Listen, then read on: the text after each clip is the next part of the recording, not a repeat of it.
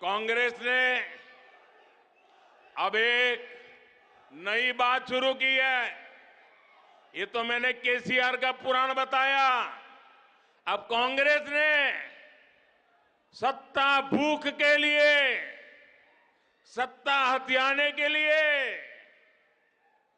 एक नई भाषा बोलना शुरू किया है, नई बातें बोलना शुरू किया है। आजकल क्या कह रहे हैं? जितनी आबादी उतना हक। मैं जरा पूछना चाहता हूं कि जिन्होंने इनको वाक्य लिख करके दिया है, उसने सोचा है क्या? जब तुम कह रहे हो तो कांग्रेस की मूलभूत नीतियों पर ही सवाल खड़ा कर रहे हो।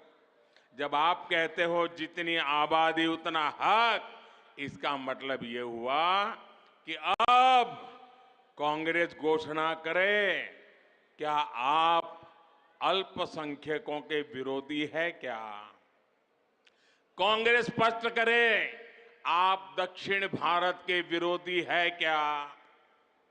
मैं सिद्ध करता हूं, उनकी ये नई सोच दक्षिण भारत के साथ घोर अन्याय करने वाली सोच है। ये नई सोच माइनॉरिटी के पीठ में भी छुरा भोंकने वाली सोच है। आजकल देश में अगले डिलिमिटेशन की चर्चा हो रही है। आपको मालूम है ना, 25 साल के बाद पार्लियामेंट की सीटें कितनी होगी, कौन सी क्या होगी, इसका निर्णय जुडिशरी करती है। और उसके कारण जहां जनसंख्या कम है उसकी सीटें कम हो जाती है, जहां जनसंख्या ज्यादा है उनकी सीटें बढ़ जाती है।